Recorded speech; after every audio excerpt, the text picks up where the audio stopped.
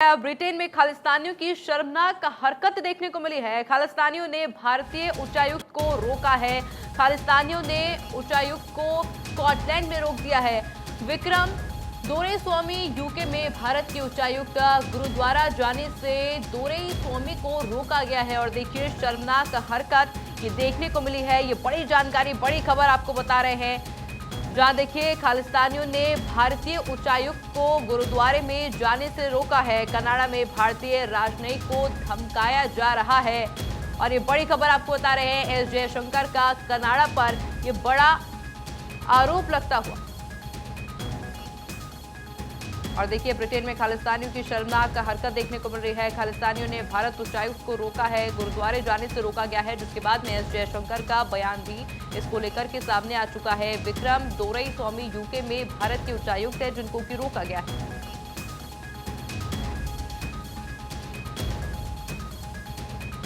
और देखिए लगातार जानकारी आपको दे रहे हैं ब्रिटेन में खालिस्तानियों की यह हरकत।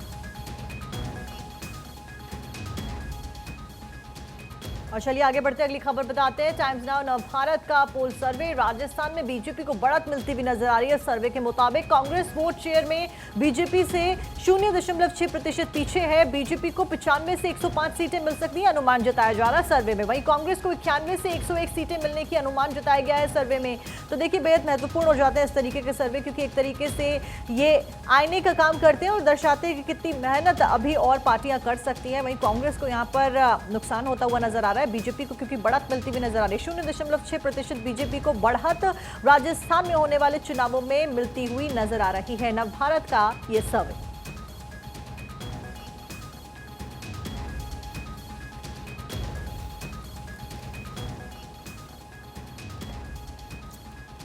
और अब अगली बड़ी खबर का रुख करेंगे, जो कि अखबारों में दी गई है। बात करेंगे हम मॉनसून की, जिसके लौटने की उम्मीद नजर आने लगी है। आपको बता दें कि केरल में भारी बारिश की चेतावनी यहां पर जताई गई है। केरल के 4 जिलों में ऑरेंज अलर्ट यहां पर जारी किया गया है। आपको बता दें महाराष्ट्र, गोवा, तेलंगाना और कर्नाटक में भी बारिश के पूरे आसार है। ओडिशा, छत्तीसगढ़, पश्चिम बंगाल में भी बारिश की पूरी संभावना है। इसके अलावा बात अगर गुजरात की करें, मध्य प्रदेश की करें, तमिलनाडु की करें, तो ये वो राज्य हैं जहां पर भारी बारिश की संभावना आयुषी लगातार देखी जा रही है। बिल्कुल, यानी कि देखिए पलक समझा जा सकता है कि मानसून अब फिर से लौट सकता है, इस तरह की जानकारी मिल रही है। केरल में भारी बारिश की चेतावनी भी मौसम विभाग द्वारा दे दी गई है। केरल के 4 जिलों के अंदर ऑरेंज अलर्ट तक मौसम विभाग ने जारी कर दिया गया है। यानी कि देखिए लोगों को सतर्क रहने की बेहद ज्यादा जरूरत है। इसमें बात की जाए महाराष्ट्र, गोवा, तेलंगाना, कर्नाटक में बारिश के आसार लगातार बने हुए हैं और ये चेतावनी जारी की है मौसम विभाग के द्वारा। इसके अलावा भी देखिएगा अगर बात करें उड़ीसा, छत्तीसगढ़, पश्चिम बंगाल में भी बारिश की पूरी संभावना बनी हुई है। यानी कि मॉनसून एक बार फिर से कमबैक कर सकता है और लोगों की चिंता बढ़ा सकता है। और इसी को लेकर के लिए देखिए जो अलर्ट है मौसम विभाग के द्वारा जारी किया गया है। बिल्कुल आयुषी, और इसके साथ अगली खबर भी दर्शकों तक पहुंचा दे। PHDCCI के वार्षिक सत्र में गृह मंत्री अमित शाह का संबोधन और भारतीय उद्योग अपना आकार बदले, ये कहा गया। साथ में आगे वो कहते हैं कि उद्योग का आकार और स्तर बदलने का समय फिलहाल आ चुका है। कंपनियों को मल्टीनेशनल बनना चाहिए ताकि इंटरनेशनली काम कर सके, छोटे उद्योगों को भी मजबूत करें, ये गृह मंत्री अमित शाह के द्वारा कहा गया। तो ये बेहद महत्वपूर्ण बातें गृह मंत्री अमित शाह के द्वारा कही गई। और साथ में उस दौर पर जब हम ग्लोबलाइजेशन को बढ़ावा दे रहे हैं और एक तरीके से अपने संबोधन में एक बार फिर से ग्लोबलाइजेशन को बढ़ावा देते हुए गृह मंत्री अमित शाह ने संबोधित किया। बिल्कुल, भारतीय उद्योग अपना आकार बदलें, उद्योग का आकार और स्तर बदलने का अब समय आ चुका है, क्योंकि भारत हर स्तर पर अगर कहें कि आगे बढ़ रहा है, कंपनियों को मल्टीनेशनल बनना चाहिए, ये भी अमित शाह की तरफ से कहा गया है। आगे बढ़ेंगे, एक और बड़ी जानकारी आपको देंगे। आरबीआई का ये एक्शन सामने आया है। लखनऊ अर्बन कोऑपरेटिव बैंक पर ये कार्रवाई की गई है। आरबीआई ने बैंक का लाइसेंस रद्द कर दिया, ये बड़ी जानकारी है। बैंक के पास पूंजी ना होने के कारण ये बड़ी कार्रवाई की गई है, तो ये बड़ी जानकारी है। बैंक के पास कमाई की संभावनाएं खत्म, ये बड़ी जानकारी है। आरबीआई ने काम करते हुए, एक्शन लेते हुए बैंक का लाइसेंस भी रद्द कर दिया है। और देखिए बड़ी खबर आपको बता रहे हैं, क्योंकि बैंक के पास पूंजी ना होने के कारण इस बड़ी कार्रवाई को अंजाम दिया गया। आरबीआई से बड़ी खबर, आरबीआई ने बैंक का लाइसेंस ही रद्द कर दिया है, क्योंकि उनके द्वारा कहा गया है कि बैंक के पास में इतनी पूंजी नहीं बची है। लखनऊ अर्बन कोऑपरेटिव बैंक पर इस बड़ी कार्रवाई को किया गया है, जहां आरबीआई ने बैंक का लाइसेंस रद्द कर दिया है, क्योंकि आरबीआई का कहना है कि बैंक के पास में पूंजी नहीं है, जिस कारण इस कार्रवाई को करना पड़ा। और साथ ही साथ में देखिए बैंक के पास कमाई की संभावनाएं भी नजर नहीं आ रही है आरबीआई को, जिस कारण से इस कार्रवाई को अंजाम दिया गया है। और चलिए इसी के साथ में अगली खबर का भी रुख कर लेते हैं और अगली खबर जुड़ी हुई है 5 साल की आरडी पर। और देखिए अगली खबर का रुख कर रहे हैं 5 साल की आरडी पर अब 6.7% ब्याज मिलने वाला है। इंटरेस्ट रेट में 0.2% की बढ़ोतरी भी देखने को मिली है। ऐसे में देखिए अन्य स्मॉल सेविंग स्कीम्स के लिए ये बदलाव हालांकि नहीं किया गया है। ये बड़ी जानकारी आपको दे रहे हैं, जहां 5 साल की आरडी पर अब 6.7% ब्याज आपको मिलने वाला है। इंटरेस्ट रेट की अगर बात की जाए तो इंटरेस्ट रेट में 0.2% की बढ़ोतरी, और लेकिन इसमें अन्य स्मॉल सेविंग स्कीम्स के लिए बदलाव साक्षी हालांकि नहीं किए गए हैं। दर्शकों को यहाँ पर ये पॉजिटिव खबर हुई कि आगे बेनिफिट मिलता हुआ नजर आएगा। पलक हम इसी खबर का जिक्र करते हैं क्योंकि आपके पास जो अखबार है उसमें इस खबर को बखूबी एक्सप्लेन किया गया है। बिल्कुल साक्षी इसमें हेडलाइन दी गई है, 5 साल के आवर्ती जाम पर 0.20% का ब्याज बढ़ाया गया, लेकिन अन्य कोई बदलाव नहीं है। वो अन्य बदलाव क्या है? जो पीएफ समेत अन्य छोटी जो बचत योजनाएं होती हैं उनके लिए इस योजना में कोई भी बदलाव नहीं होगा। वित्त मंत्रालय ने ये जारी किया परिपत्र, उसमें बताया है कि आरडी पर ब्याज की दर में बढ़ोतरी हुई है। छोटी बचत योजनाओं की ब्याज दरों की समीक्षा हर तिमाही में की जाती है, ये कहा गया। इसके अलावा एक और इसी जुड़ी हुई खबर वो बॉक्स में दी गई, वो मैं आपको बता देती हूँ।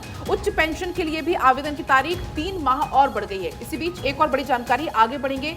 स्वामीनाथन को अमूल की श्रद्धांजलि, स्वामीनाथन को दिग्गज कहकर श्रद्धांजलि दी गई, क्योंकि आपको पता है हरित क्रांति के जनक माने जाने एमएस स्वामीनाथन जिन्होंने हाल ही में निधन हो गया था, और अब उनको ये श्रद्धांजलि दी गई है। A giant in his field, ये कहकर श्रद्धांजलि दी गई है अमूल की तरफ से। देश में हरित क्रांति के जनक हैं स्वामीनाथन। देश को भुखमरी से निकालने में बड़ी भूमिका उन्होंने निभाई थी, और हाल ही में उनका बीमारी के चलते निधन हो गया था। और उसके बाद ये जो श्रद्धांजलि, आप तस्वीर आपके पास है, आप दिखा दीजिए। बिल्कुल पलक, और ये तस्वीर जिसका हम जिक्र करें जाइंट लिखकर, ये तस्वीर दर्शकों को हमने दिखाई भी और इसी तस्वीर को अखबारों में भी दिखाया गया है। मेरे पास यहाँ पर ना भारत टाइम्स का अखबार, और यहाँ पर इसी तस्वीर को जो आप अपनी स्क्रीन पर देख रहे हैं दिखाया गया है, और इसमें लिखा गया है a giant in his field, MS Swaminathan 1925 to 2023, Bharat की हरित क्रांति के जनक को श्रद्धांजलि। तो अमूल अमूमन ऐसी फोटोग्राफ्स निकालता रहता है जब भी कोई ऐसा मौका होता है या ऐसी कोई खबर होती है, तो अमूल पूरा डिनोट करके ऐसी तस्वीरों को जारी करता है। और एक बार फिर से यहाँ पर श्रद्धांजलि अपने अंदाज में अमूल के द्वारा अर्पित की गई, और ये तस्वीर आपकी स्क्रीन पर पलक। चलिए, तो ये तस्वीर भी लगातार हम दिखा रहे हैं। अब आगे बढ़ेंगे। एक और अच्छी खबर आपसे जुड़ी हुई ये जानकारी है कि त्योहारी सीजन में ईंधन की कीमतों में बढ़ोतरी नहीं होगी, तो आप राहत वाली खबर इसको कह सकते हैं। हरदीप सिंह पुरी का ये बड़ा स्टेटमेंट अब सामने आ चुका है कि उत्तरी अमेरिका में 40 से 50% की वृद्धि हुई है। भारत में कीमतों में 5% की लेकिन कमी आई है। और अब क्योंकि त्योहारी सीजन बहुत पास है, नवरात्रि शुरू होगी, दिवाली आएगी, छठ आएगी, और ऐसे में आपके लिए राहत वाली खबर हो सकती है कि आपके जेब पर ईंधन को लेकर सीधा सीधा असर नहीं पड़ने वाला है। और बिल्कुल देखिए, ये खबर सीधा आपके चेहरे पर एक स्माइल जरूर लेकर के आएगी, क्योंकि त्योहारी सीजन के अंदर खर्चे वैसे भी बहुत ज्यादा बढ़ जाते हैं, आमतौर पर देखने को मिलता है। पर ऐसे के अंदर अब जरूरत थी, क्योंकि मांग भी की जा रही थी कि ईंधन की कीमतें, लोगों में डर था कि क्या बढ़ सकती है। ऐसे में राहत भरी खबर जो कि भारत 24 आपके लिए लेकर आया है, त्योहारी सीजन में ईंधन की कीमतों में कोई बढ़ोतरी नहीं होने वाली है। हरदीप सिंह पुरी का एक बड़ा स्टेटमेंट, और साथ ही साथ में एक बड़ी राहत सभी को दी गई है। इसी के साथ में देखिए अगली खबर का रुख कर लेते हैं, और अगली खबर है बांग्लादेश से। बांग्लादेश में हिंदू मंदिरों पर हमला किया गया है। बांग्लादेश में इस साल 30 मंदिरों पर हमले हुए हैं। सितंबर की बात की जाए, सितंबर में 3 मंदिरों पर हमला हुआ।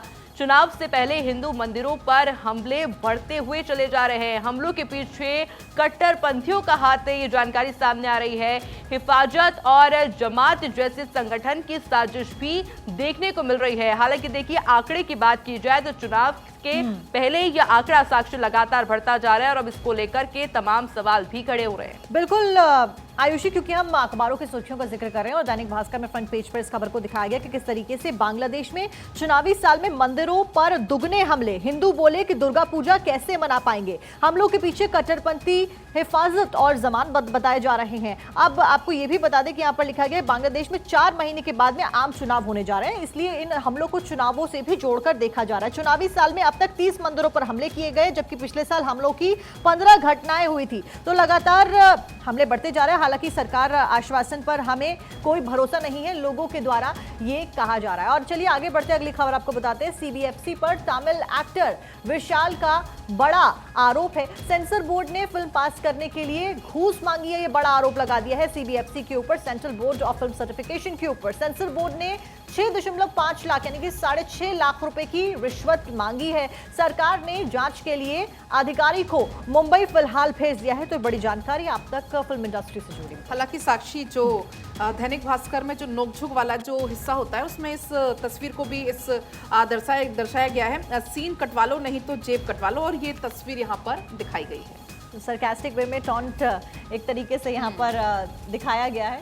आयुषी, और बिल्कुल देखिए, सेंसर बोर्ड ने फिल्म पास करने के लिए ये घूस मांगी है, जानकारी आपको बता रहे हैं, जहां 6.5 लाख रुपए की जो है मांग की गई है, घूस की मांग की गई है, जिसको न्यूज़पेपर्स के अंदर भी जगह मिली है, जो जिस तरह से सरकास्टिक इमेज आपको दिखा रहे थे। इसी के साथ में देखिए आगे बढ़ते हैं। फैंस को केजीएफ 3 का अब इंतजार है। साउथ सिनेमा के एक्टर यश की फिल्म केजीएफ 3, जिसका देखिए कहा जा सकता है कि प्रशंसक देखने को मिल रहे थे, उत्साह को लेकर के देखने को मिल रहा था। हालांकि 2025 में केजीएफ 3 रिलीज होने वाली है। दर्शकों को अभी से फिल्म का बेसब्री से इंतजार है। केजीएफ 1 और केजीएफ 2 की बात की जाए तो आपको याद होगा कि किस तरह से सिनेमा घरों के बाहर में लंबी लंबी कतारें लगी हुई थी और लोग इसको लेकर के काफी उत्साहित भी नजर आ रहे थे। और अब इंतजार हो रहा है केजीएफ 3 का।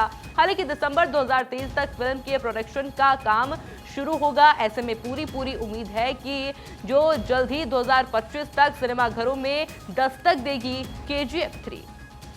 बिल्कुल आयुषी, और इसके साथ अब बात कर लेते हैं क्रिकेट की, क्योंकि क्रिकेट वर्ल्ड कप का इकोनॉमी आपको बता दें मॉडल है और वर्ल्ड कप से 13,000 करोड़ की कमाई की उम्मीद जताई जा रही है। और इसी हेडलाइन के साथ में मेरे पास यहाँ दैनिक भास्कर और दैनिक भास्कर के स्पोर्ट्स सेक्शन स्पोर्ट्स पेज की फर्स्ट लाइन ही ये है कि वर्ल्ड कप से 13,000 करोड़ कमाई की उम्मीद जताई जा रही है। घरेलू क्रिकेट को मिलेगा इंटरनेशनल एक्सपोजर। पिछले 2 वर्ल्ड कप की रिपोर्ट की मदद से यह अनुमान निकाला गया है। विदेश से आने वाले फैंस 70% टूरिज्म पर खर्च करते हैं और वर्ल्ड कप के दौरान ये फैंस 5,700 करोड़ रुपए खर्च करेंगे। यानी कि वर्ल्ड कप की वजह से जब आयोजन होता है वर्ल्ड कप का, तो उससे भारत को सीधे तौर पर, भारत की इकोनॉमी को पलक सीधे तौर पर बेनिफिट होता हुआ नजर आता है।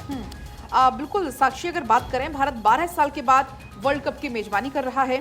भारतीय टीम के पास वर्ल्ड कप जीतकर 10 साल के बाद आईसीसी ट्रॉफी जीतने का मौका होगा। हालांकि अब ये तो देखने वाली बात है कि क्या कुछ इसका रिजल्ट होता है, लेकिन बिजनेस वेबसाइट की अगर बात करें तो उसके अनुसार भारत को होने वाले फायदे का अंदाजा लगाया गया है और इसके लिए उन्होंने पिछले वर्ल्ड कप की रिपोर्ट का सहारा लिया है।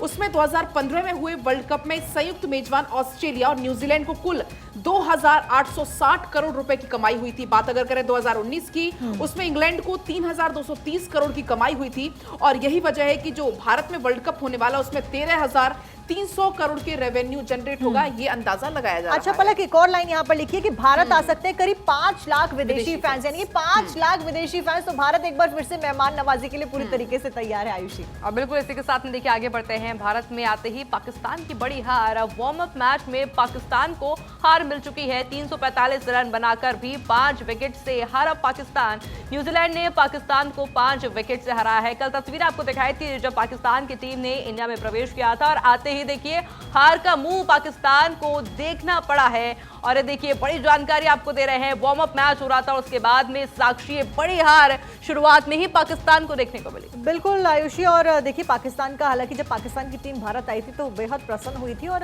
ये खबर भी हमने अपने दर्शकों को दिखाई थी किस तरीके से स्वागत किया गया पाकिस्तान की टीम का। हालांकि फिलहाल जब कंपटीशन की बात आती है तो हार जीत का सिलसिला जारी रहता है। फिलहाल पाकिस्तान की टीम को हार का सामना करना पड़ा। और इसके साथ में अगली खबर आपको बताते हैं, ये भी मैच से जुड़ी हुई। आईसीसी वनडे वर्ल्ड कप 2023 का वार्म अप मैच खेला गया। भारत और इंग्लैंड के बीच में इस वार्म अप मैच को खेला गया। मैच आज गुवाहाटी में खेला जाएगा। वार्म अप मैच आज खेला जाना है और पाकिस्तान के साथ वार्म अप मैच में भारत की जीत हुई थी। अब देखने वाली बात यह होगी कि अब इस मैच में जो कि गुवाहाटी में होने जा रहा है भारत और इंग्लैंड के बीच में, इसमें कौन सी टीम विजयी रहती है, क्योंकि एक तरीके से हम इसको एक प्री क्वालिफाइंग वो कह सकते हैं या एक रोड मैप कह सकते हैं कि ये एक अंदाजा लगाने में महत्वपूर्ण साबित होता है कि कौन सी टीम विजयी रहने वाली है।